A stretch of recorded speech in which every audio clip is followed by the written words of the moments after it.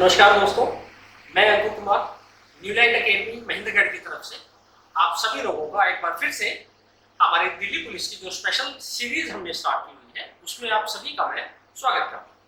तो जैसा कि हमने स्टार्ट किया था पिछली क्लास में हमने अपना सेट कंप्लीट कर लिया था मैथ्स का, और आज अगले सेट पे हम आगे बढ़ते हैं। तो शुरुआत करते हैं मैथ्स के अगले सेट से। तो उसका क्वेश्चन जो है आपके सामने बोर्ड पर दिया गया है। पहला क्वेश्चन क्या है, पढ़ते हैं। देखिए, पहला क्वेश्चन है कि अंडर रूट 0, 6 to 5, तो इसका मान क्या? सिंपल सा क्वेश्चन है भाई, बिल्कुल सिंपल सा क्वेश्चन है भाई। इसका अंडर रूट का मान, ठीक है, दिखेगा। अगर आप इसको डायरेक्ट करना चाहें तो कर सकते हैं बिल्कुल, लेकिन अगर इसको फ्रैक्शन की फॉर्म में करना चाहें, देखिए 5 हटाकर 6 to 5, अगर मैं ये दशमलव हटाऊंगा तो दशमलव की बजाय बटे में कितना आ जाएगा? 1 2 3 4। भाई दशमलव के बाद कितने रहेंगे? 1 2 3 4। तो मैं दशमलव हटाई तो 4 जीरो आ गए। अब ये सारा क्या है? और अगर इसको मैं सॉल्व करूंगा तो 625 का वर्गमूल कितना होता है भाई? 25। और 10,000 का वर्गमूल कितना होता है? और अगर इसको दशमलव में लिखना चाहते हैं तो कितना होगा? पॉइंट। पहला क्वेश्चन बिल्कुल सही। तो अगला क्वेश्चन, फर्स्ट क्वेश्चन हो गया है, ठीक है। तो अगला क्वेश्चन देखते हैं। अगला क्वेश्चन क्या कह रहा है? अगला क्वेश्चन आपके सामने है, बोर्ड पर देखिएगा। क्या कहता है कि a प्लस 2 प्लस 3 प्लस 4 आपको कहां तक है भाई? 20 तक गया, ठीक है। और ये कहा गया है इसके बटे में क्या दिया हुआ है? 7। इसके बटे में 7 का मतलब है कि ये कंप्लीट जो है इसके बटे में 7 है, ये केवल एक इस 20 के बटे में नहीं, ठीक है। तो इस चीज का ध्यान रखेंगे क्योंकि ये ब्रैकेट में दिया गया है 7, ठीक है। तो ब्रैकेट में दिया गया, इसका मतलब सभी के बटे में 7 है और हमें इसका मान, क्लियर है, इसका मान हमें निकालना है। तो देखिएगा, अब सबसे पहले तो इसका सभी का सम करना पड़ेगा, इनका योगफल करना पड़ेगा, और उस योगफल को किससे भाग देना है? 7, ठीक है। तो देखिए, हमें एक पता है कि सम ऑफ n नेचुरल प्राकृतिक संख्याएं, नेचुरल नंबर का मतलब है प्राकृतिक संख्याएं,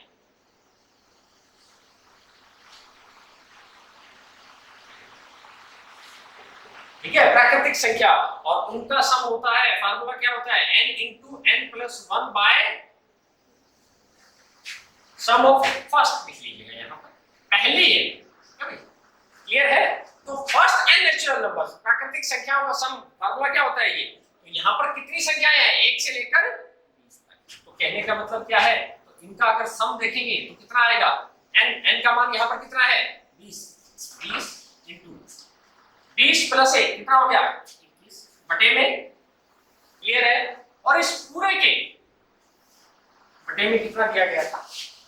ठीक है, तो हमने इसको भाग में लिख दिया। अब देखिएगा, 20 इंटू में 21 बटे में, और ये 7 क्या आ जाएगा? क्लियर है भाई। 2 से काटेंगे तो ये 10, 7 से काटेंगे 7 दिया 10 दिया, कितना आ जाएगा आपका? 30 आपका, क्लियर है भाई। चलिए अगला क्वेश्चन देखते हैं, तो सिंपल था।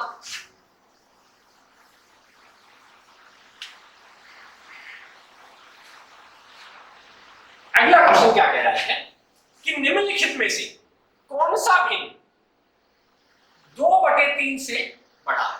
ये भिन्न दिया गया है और ये बताना है कि 2/3 निम्नलिखित कौन कौन से भिन्न है भाई? एक है 1/2, अगला है 3/7, 4/7 और 6/7।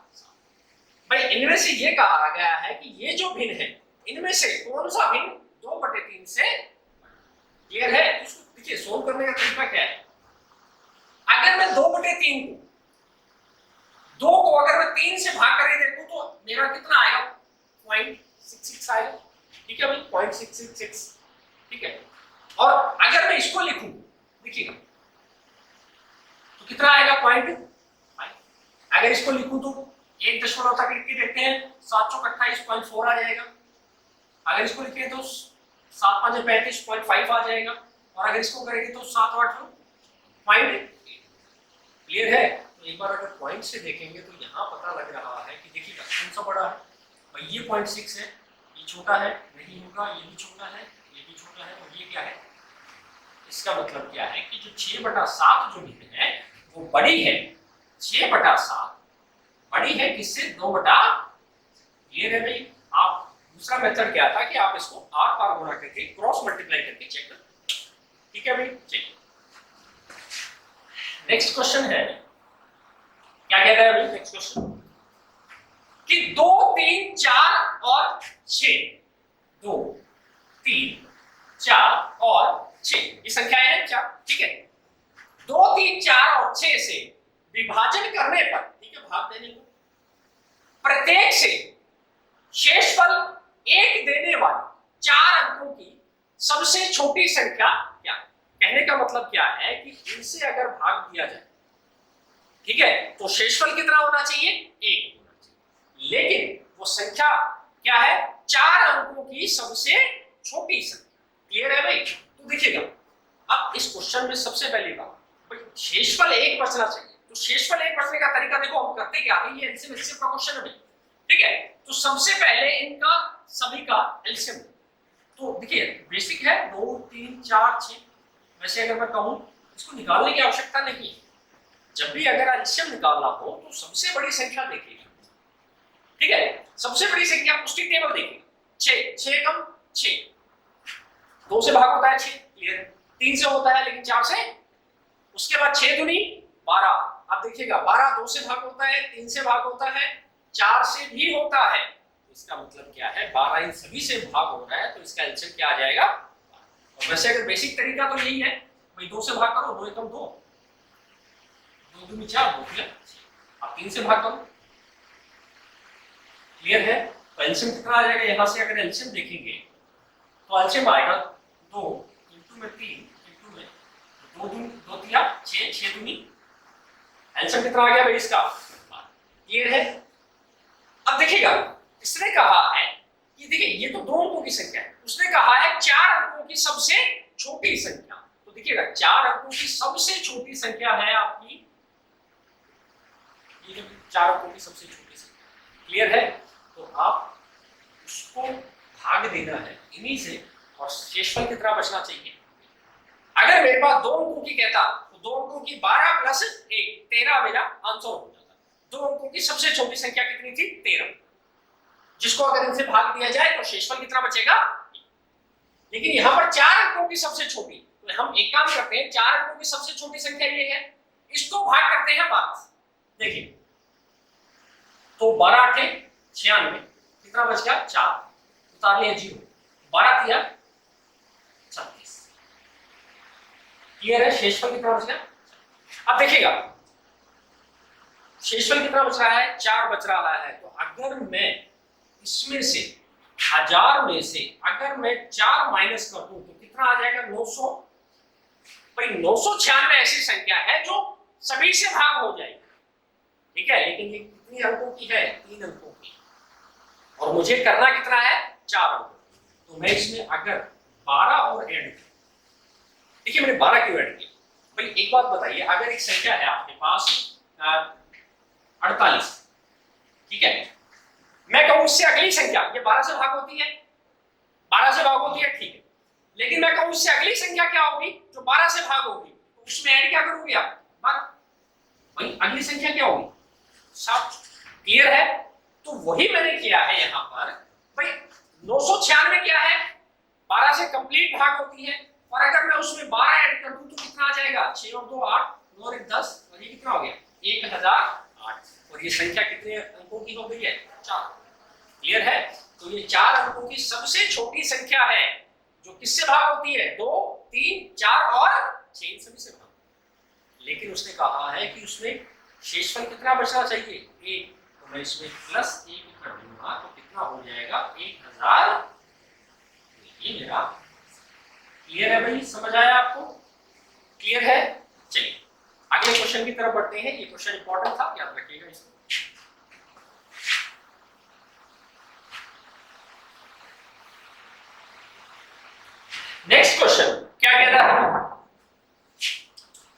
नेक्स्ट क्वेश्चन हम पिछली क्लास में हमने पढ़ा था वैसा ही क्वेश्चन है। क्या है? 3.2 इंटू में 3. ठीक है, प्लस 2.7 इंटू 2.7। ठीक है, फिर है प्लस 3.2 इंटू में 2.7। क्लियर है? दिया गया है, नीचे क्या लिखा हुआ है? 3.2 into 3.2 into 3.2 minus 2.7 into 2.7 into 2.7। ठीक है भाई, ये और कहा गया है इसका मान। ठीक है, अब देखिएगा हमने कल एक क्वेश्चन पढ़ा था, इसी टाइप का क्वेश्चन हमने पिछली क्लास में किया था और फॉर्मूला क्या था? देखिएगा हमने बताया था कि a cube minus b cube क्या होता है भाई? ए माइनस बी इंटू में a square plus b square plus a, ये फॉर्मूला क्लियर है। और अगर मैं इसको बटे में ले तो यहां से क्या होगा? ए क्यू माइनस बी क्यू, और अगर ये बटे में ले आऊं, ये बटे में ले आए, चलो ठीक है इसको बटे में ले आओ, a square plus b square plus ये बचेगा आपके पास ए माइनस। क्लियर है अभी? इस टाइप का कल हमने इसी टाइप का क्वेश्चन किया। तो देखिएगा ध्यान से भाई, ये क्या है? अगर मैं इसको देखिए ए का मान अगर मैं यहां पर देखूं, ए का मान मैंने लिख दिया 3 पॉइंट, ठीक है, और ये हम बी को मान लेते हैं, बी को मान लिया 2 पॉइंट। क्लियर है? ठीक है, तो उससे क्या हो जाएगा? ऊपर देखिएगा इधर मैं यहां लिख रहा हूं ए इंटू ए कितना हो जाएगा भाई? A square plus b into कितना हो गया? B square. क्लियर? और ये है ए इंटू प्लस, ठीक है भाई, बटे ए और ए क्या हो गया? ए क्यू माइनस बी बी और बी, ये कितना हो गया? बी। क्लियर है भाई? तो अब मुझे ये बताइएगा, अब अगर इस फॉर्मूले में मैं आपको एक बात कहूँ, चलो यहाँ लिख देते हैं। देखिएगा ए क्यू माइनस बी क्यू, अब देखिएगा इसमें क्या है? ये नीचे आ, तो अगर हम इसको इधर ले जाएंगे, ठीक है, यहाँ पर अगर मैं इसको ऐसे लिखता हूँ भाई, अगर मैं इसको यहाँ ले आऊंगा ये और इसको इधर ले जाऊंगा, तो ये हो जाएगा 1 माइनस ए माइनस बी बराबर है a square plus b square plus a b upon में ए क्यू माइनस, ये हुआ भाई। देखो ना, इसको तो हम ले गए बटे में, ये आ गया, और a माइनस बी को हम लेफ्ट साइड में ले आए, ये हो गया 1 अपॉन ए माइनस बी। तो ये जो दिया गया है इसका जो वैल्यू आएगा वो किसके बराबर आएगा? 1 अपॉन ए माइनस, और 1 अपॉन ए माइनस बी, ए हमने माना था 3.2 माइनस 2., ये कितना बचेगा? पॉइंट। क्लियर है? और 0.5 अगर मैं दशमलव हटाऊंगा तो ये क्या हो जाएगा? 5, और ये दशमलव हटाऊंगा तो एक जीरो ऊपर आ जाएगा, तो 5 दूनी 10, आंसर कितना आ जाएगा आपका? क्लियर है भाई? वो आपका आंसर। ये फॉर्मूला बेस्ड क्वेश्चन है, इन फॉर्मूले को याद कर लेना भाई, इंपॉर्टेंट फॉर्मूला है। ठीक है, नंबर सिस्टम में आमतौर पर ये क्वेश्चन पूछा जाता है। क्लियर है भाई? चले आगे, चलिए नेक्स्ट क्वेश्चन देखते हैं।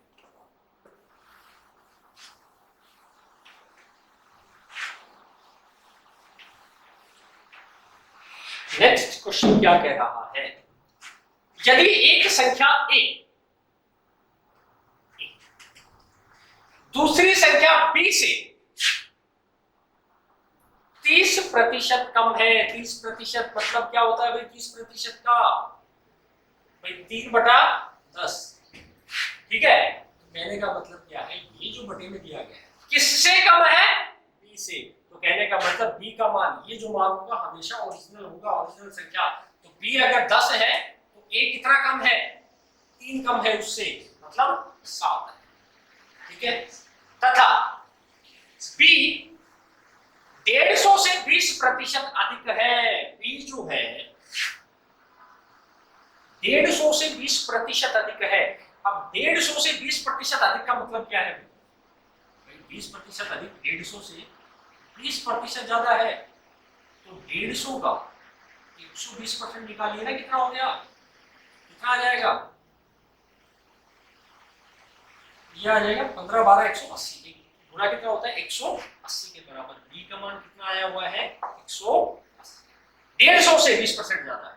आप 20% को फ्रैक्शन में लेके भी कर सकते थे, 20% आप ये भी कर सकते थे। देखिएगा 20% 1/5, क्लियर है, 1/5। कहने का मतलब यदि इसका मान 5 है, 150 का मान, भाई ये 150 का मान, ठीक है, तो उससे कितना ज्यादा है 1 ज्यादा है, तो 5 का मान 150, 1 का मान कितना जाता, ठीक है, उससे 30 ज्यादा है, 150 से 30 ज्यादा, वही आपका 180 है। तो b का मान कितना है 180, और b का मान एक्चुअल है कितना 10 का मान 100, 1 का मान कितना आ गया भाई, और पूछा किसका गया है, तो a का मान कितना है हमारे पास 7, तो 7 का मान कितना आ जाएगा भाई 18 इंटू में 7, 18 7 126, ये आपका क्लियर है भाई। टेबल आपको याद रखनी पड़ेगी। देखिएगा कम से कम अगर आप 25 तक नहीं कर पाए तो कम से कम 20 तक तो आपको टेबल लर्न होनी चाहिए, ठीक है, ये एग्जाम में आपका टाइम सेविंग में हेल्प करेगा, ठीक है। चलिए अगले क्वेश्चन की तरफ।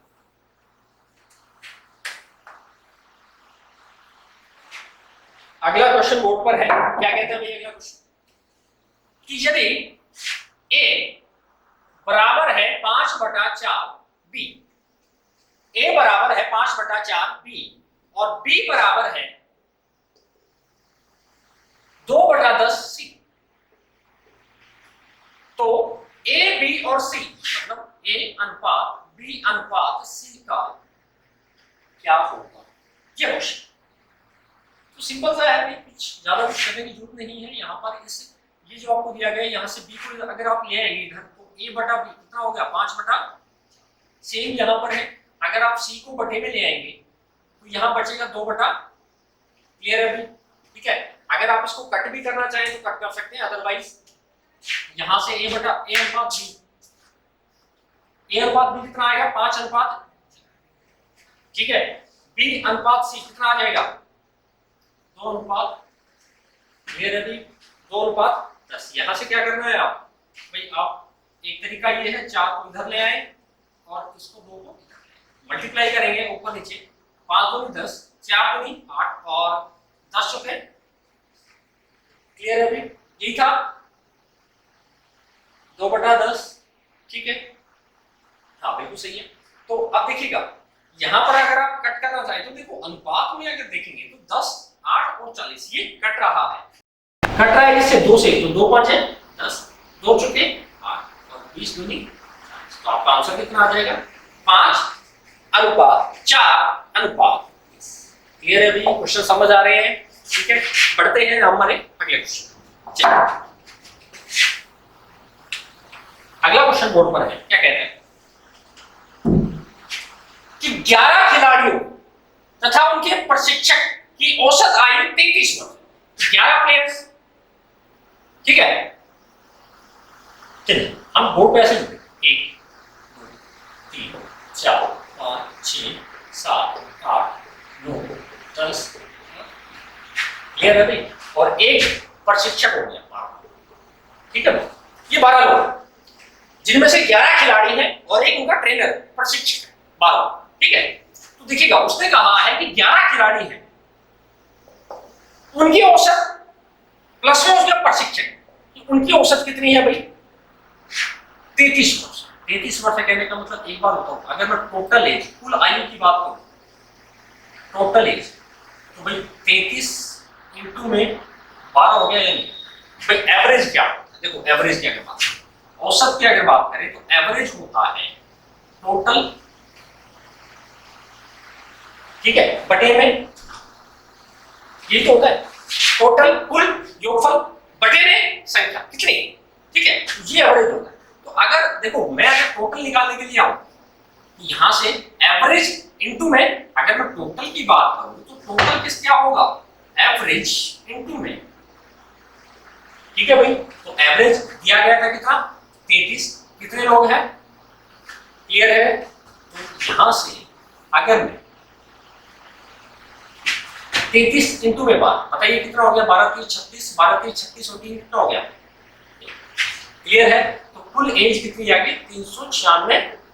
ठीक है भाई, आगे क्या कहते हैं, पहले 5 खिलाड़ियों की औसत आयु 29 वर्ष। भाई पहले 5, ये 5, ठीक है, तो 5 खिलाड़ियों की औसत आयु कितनी है 29। फर्स्ट 5 की अगर मैं कुल एज की बात करूं तो फर्स्ट टोटल एज 5 इंटू में, ठीक है, ये कितना हो गया 129, 5 कितना होता है 100। क्लियर है भाई, ये पहले 5 की आई। फिर क्या कहता है, शेष 6 खिलाड़ियों की, शेष 6 खिलाड़ी 1 2 3 4 5 6 हो गए, नहीं हो गए, तो अगले शेष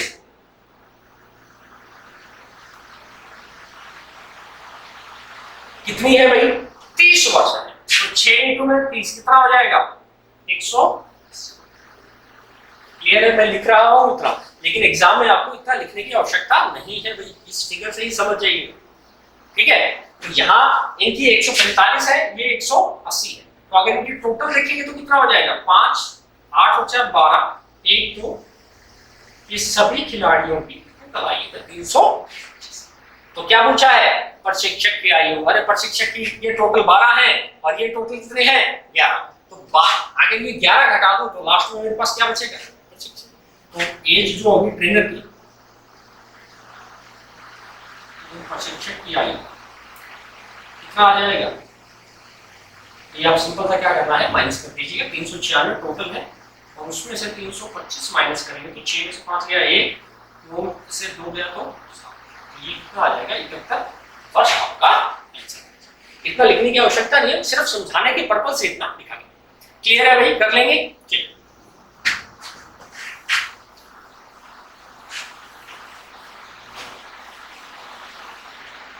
नेक्स्ट क्वेश्चन क्या कहता है, 8,000 रुपए पर 2.5% प्रति वर्ष की वार्षिक दर से 2 वर्ष का चक्रवर्ती ब्याज और साधारण ब्याज का अंतर कितना होगा। सिंपल सा क्वेश्चन है, ध्यान रखिएगा। प्रिंसिपल दिया गया है 8,000 रुपए, दर दी गई है 2.5% और टाइम दिया गया है, ये दिया। आपको कहा गया है कि CI माइनस SI कितना होगा।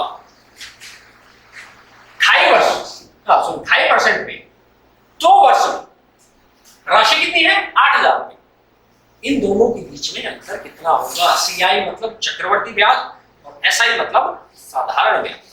क्लियर है भाई, तो देखिएगा सिंपल सा एक फार्मूला है, डिफरेंस 2 साल के लिए यूज किया जाता है, P इंटू में R/100, ये डिफरेंस है, P मूलधन है आपका, R दर। क्लियर है, और ये केवल कितने साल के लिए है ध्यान रखिएगा, 2 इयर्स।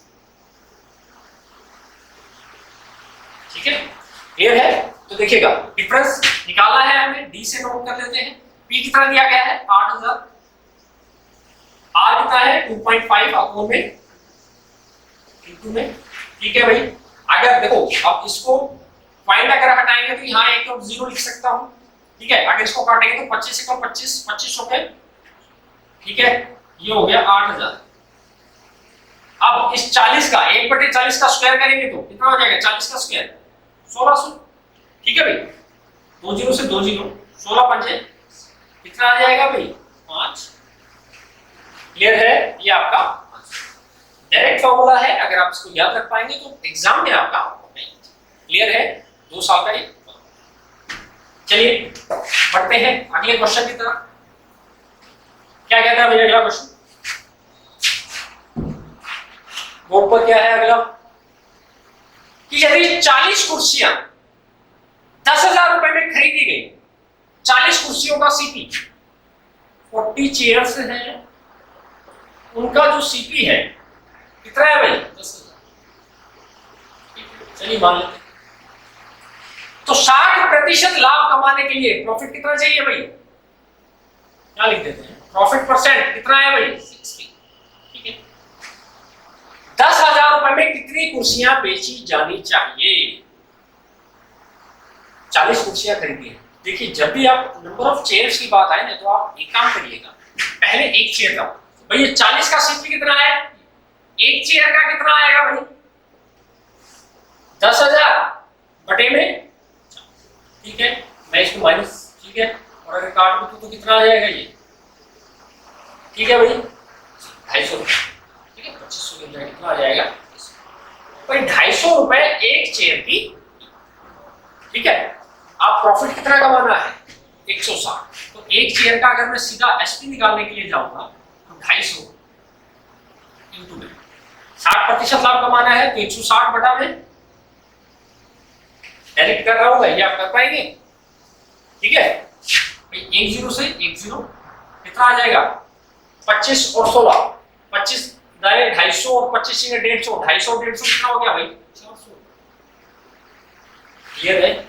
तो 60% अगर उसको लाभ कमाना है तो उसको एक कुर्सी 400 रुपए में, पर इसने क्वेश्चन 400 रुपए का नहीं कहा है कि 10,000 रुपए में कितनी, तो भाई एक बात बताओ 400 रुपए में उसे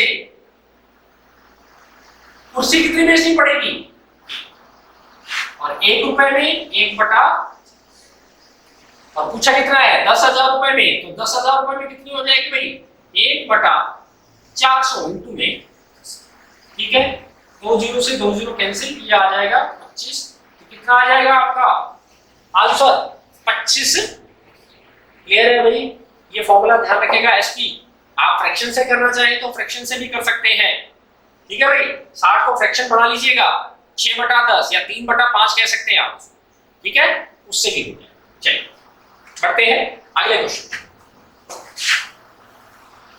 जब भी इस टाइप से क्वेश्चन आ जाए उसको एक आइटम का आप मान सकते हैं, एक आइटम का सीपी या एसपी जो भी दिया गया है आप उसको, ठीक है भाई। चलिए अगला क्वेश्चन बढ़ते हैं, क्या कहता है कि पीयूष अपनी वस्तु के मूल्य को उसके क्रय मूल्य से 30% अधिक अंकित करता है। अब ये क्वेश्चन जो है मार्क प्राइस का है, अंकित मूल्य है मार्क प्राइस, क्लियर है।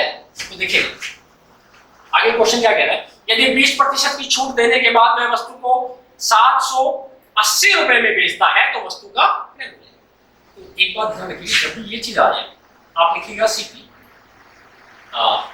एनपी को चाहे बीच में लिख लीजिए, एनपी, सीपी का मतलब पोस्ट प्राइस, एनपी का मतलब मार्क प्राइस और एसपी का मतलब सेलिंग प्राइस, विक्रय, ठीक है। क्या कहता है भाई 30% अधिक अंकित करता है, तो 30% का मतलब 3/10, ठीक है किससे, क्रय मूल्य से। अगर क्रय मूल्य 10 रुपए है तो 3 रुपए ज्यादा, मतलब कितना अंकित कर रहा है भाई वो 13 रुपए। भाई अंकित करने का मतलब क्या है, यदि उसका मूल्य 10 रुपए है तो वो 13 रुपए की पर्ची लगा, क्लियर है, उसके ऊपर स्टिकर लगाते हैं ना मूल्य का, तो वही अंकित मूल्य है, क्लियर। और फिर क्या कह रहा है कि यदि उस पर 20% की छूट देता है, तो 20% का मतलब कितना हो गया भाई 1/5। और ध्यान रखिएगा जो डिस्काउंट दिया जाता है वो हमेशा अंकित मूल्य पर दिया जाता है, ये जो 5 रुपए है वो क्या है अंकित मूल्य। कितना डिस्काउंट है, ठीक है, तो कहने का मतलब 5 रुपए अंकित मूल्य है तो 1 रुपए का डिस्काउंट देकर 4 रुपए में वो चीज, ठीक है। अब यहां पर एनपी कितना है 13, यहां कितना है 5। अगर इसको बराबर करना चाहेंगे तो दूसरा तरीका देखिए, एक तो ये है आप इसको 5 से गुणा कर दीजिए और इसको किससे कर दीजिए 13 से। इससे क्या फायदा होगा 10 5 है 50, सीपी आपका आ गया 50, 13 5 है 65, ये आ गया, और 13 चौके ये रहे, ये इनका अनुपात आ जाएगा 50 65। और अब उसने पूछा क्या है, यदि वह कितने रुपए में बेचता है 780 रुपए में, मतलब एसपी कितना है 780, एसपी हमारे पास कितना है भाई 52, तो इस 52 का मूल्य कितना है 700, ठीक है भाई, एक का मान 780 बटे, और हमसे पूछा क्या गया है तो वस्तु का क्रय मूल्य है, क्रय मूल्य मतलब इस 50 का मान कितना होगा 780 बटे 52 इंटू में, ठीक है 13 चौक 52, 13 छीके काटेंगे तो 60 के लिए, 4 से काटेंगे तो 15, और 15 5 है 75, 750, ठीक है 750 रुपए आपका सीपी उस वस्तु का, क्लियर है। चलिए, अच्छा क्वेश्चन था, याद रख लीजिए इस क्वेश्चन को, इंपॉर्टेंट क्वेश्चन, ठीक है। चलिए नेक्स्ट क्वेश्चन बोर्ड पर है आपके, क्या कहता है अभी नेक्स्ट।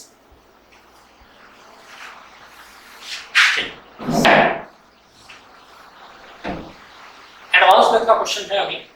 एक वर्ग के क्षेत्रफल, ठीक है, वर्ग दिया गया है, तथा उसके भीतर खींचे गए वृत्त के क्षेत्रफल का अनुपात क्या होगा। सिंपल सा क्वेश्चन है भाई, ज्यादा मुश्किल नहीं है। देखिएगा क्या कहा गया है, एक वर्ग,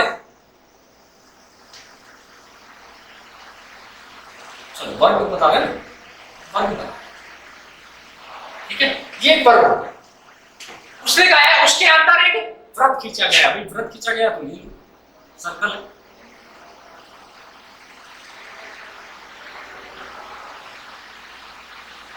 ये ठीक है, ये सर्कल,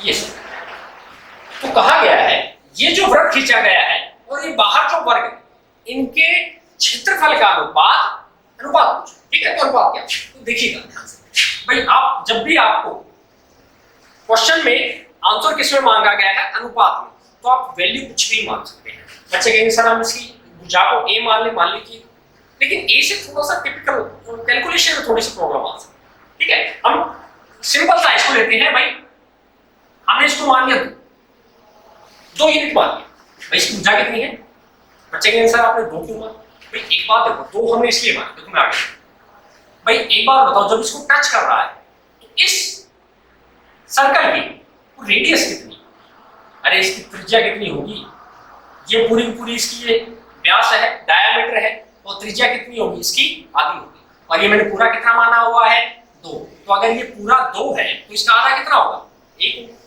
ठीक है। तो अब मुझे बताइए ये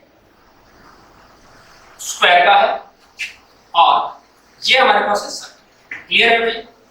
अगर एरिया की बात करें तो स्क्वायर का एरिया क्या होता है भाई 2 इंटू में, ठीक है, और ये क्या होता है पाई आर स्क्वायर, एक का यही है, तो देखिएगा 2 दूनी 4, पाई 22/7 इंटू में 1, उससे कोई फर्क नहीं पड़ेगा, ठीक है।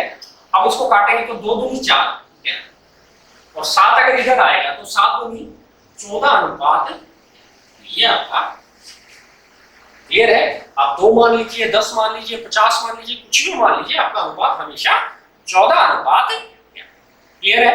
आप इसको ए मान के भी कर सकते। चलिए अगला क्वेश्चन,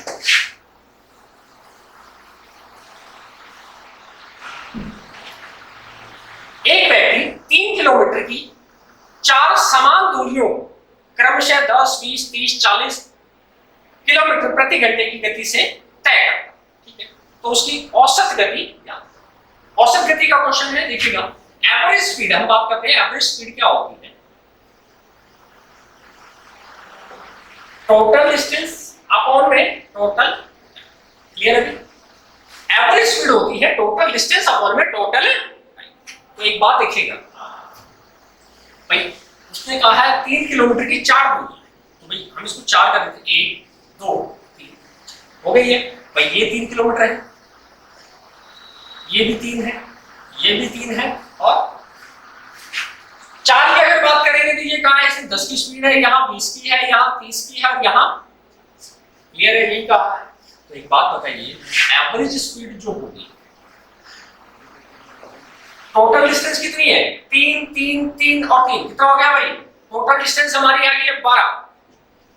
टाइम की बात करेंगे तो देखिए टाइम डायरेक्टली नहीं दिया गया भाई, इसको इतना टाइम लग रहा है, इसको इतना नहीं दिया, तो हम क्या करेंगे, टाइम का फॉर्मूला क्या होता है, टाइम हमारे पास होता है दूरी बटे में 4, ये फॉर्मूला लगाएंगे भाई, दूरी कितनी है 3, 4 कितनी है 10, तो 3 बटा, अगले में दूरी कितनी है 3, 4 कितनी है, अगले में 3 दूरी 4 30, अगले में भी 3 किलोमीटर की दूरी है और 4 कितनी है, ठीक है भाई। तो यहां से आप एक काम करिए 12, अगर मैं इस 3 को कॉमन निकालूं, अंदर होगा 1/10, 1/20, 1/30 और 1/, ठीक है। आप कर सकते हैं इनका एल्शियम अगर लेंगे तो 12, देखिए 3 से हम इसको काट सकते हैं, 3 चौके ऊपर तब क्या हो जाएगा 4। अगर आप एलसीएम लेंगे तो एलसीएम कितना आ जाएगा भाई 100। देखो एलसीएम लेने का तरीका क्या है, जो इनमें सबसे बड़ा है उसकी टेबल को देखिए, 40 नहीं भाग होगा सभी से, 40 दूनी 80, 10 से भाग होता है, 20 से होता है, 30 से नहीं होता है, तो 80 नहीं होगा। 40 की 120, 10 से हो रहा है, 20 से हो रहा है, 30 से भी, इसका मतलब 120 इनका एलसीएम। ठीक है, तो यहां से क्या होगा, ऊपर आ जाएगा 12, ये हो जाएगा 6, 4 और ठीक है ये आ जाएगा, तो कितना आ जाएगा 4। देखिएगा 120 क्या आ जाएगा ऊपर और बटे में क्या होगा 12 और 6 18 और 4 22 और 3 25। अगर इसको काटेंगे तो 5 5 25, ये हो जाएगा 24, 24 चौक 96 बटे में। अगर इसको सोल्व करेंगे डिवाइड करेंगे तो 19 5 है 95, 19.2 किलोमीटर, 19.2 किलोमीटर पर आवर की इसकी एवरेज स्पीड, औसत चाल। क्लियर है भाई, कर लेंगे इस सवाल को, अच्छा क्वेश्चन था, याद रखिए। नेक्स्ट क्वेश्चन,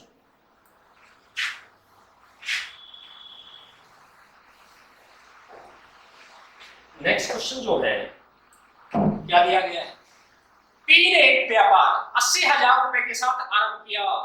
पार्टनरशिप वाला क्वेश्चन है, साझेदारी वाला, ध्यान रखिएगा। पी है 80,000 इन्वेस्टमेंट कर दी भाई स्टार्टिंग में, चलिए।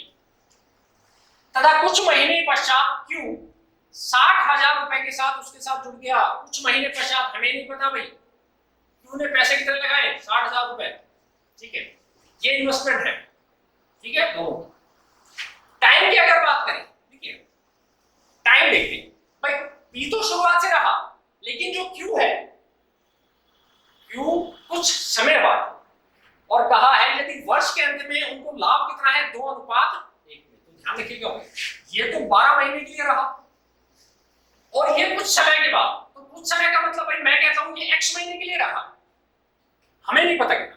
तो जो प्रॉफिट का अनुपात होगा, प्रॉफिट वो होगा इन्वेस्टमेंट कितना पैसा लगाया गया है इनटू में टाइम, कितने समय के लिए लगाया है। तो जो प्रॉफिट का रेशियो होगा इन्वेस्टमेंट इनटू में 60,000 इनटू में, क्लियर है, ठीक है।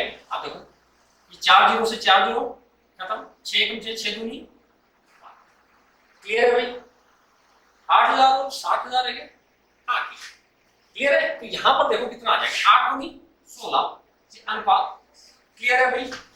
इस अनुपात में उनका प्रॉफिट होगा, लेकिन प्रॉफिट दिया कितना है, 16/x ये प्रॉफिट होगा, लेकिन दिया कितना है 2:, ये प्रॉफिट दिया है, तो इसको बटे में क्या लिख सकते, 2 से कट करेंगे तो 2 8, यहां से x की वैल्यू कितनी आ जाएगी भाई, x की वैल्यू 8। ये आपका आंसर नहीं है भाई, ध्यान रखिएगा, ऑप्शन में 8 जरूर मिलेगा, ठीक है, ये आपका आंसर नहीं है। उसने 8 महीने के लिए लगाया है पैसा, और सवाल में क्या पूछा है कितने महीने पश्चात शामिल हुआ। अरे तो भाई इसको अगर 12 में से माइनस करोगे, 12 में से अगर ये 8 माइनस करोगे तो कितना बचा 4, ये आपका भाई वो 4 महीने पश्चात शामिल हुआ, मतलब कितने महीने के लिए रहा, ठीक है भाई, तो 4 आपका, ठीक। अगला क्वेश्चन है और लास्ट क्वेश्चन है आपका, ठीक है। लास्ट क्वेश्चन है, क्या कहता है क्वेश्चन कि F तथा M मिलकर एक कार्य को 8 दिन में, अरे तो ये तो भाई कार्य और समय का क्वेश्चन है, मिलके F और M 8 दिन में पूरा, ठीक है।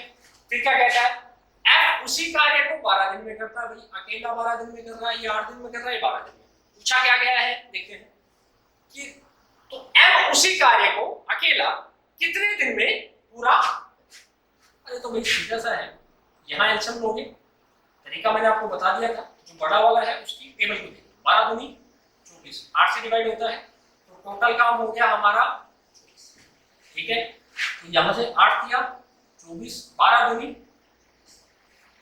क्लियर है। तो ये जो 3 और 2 ये क्या है भाई, ये तो है टाइम, ये है क्षमता और ये है,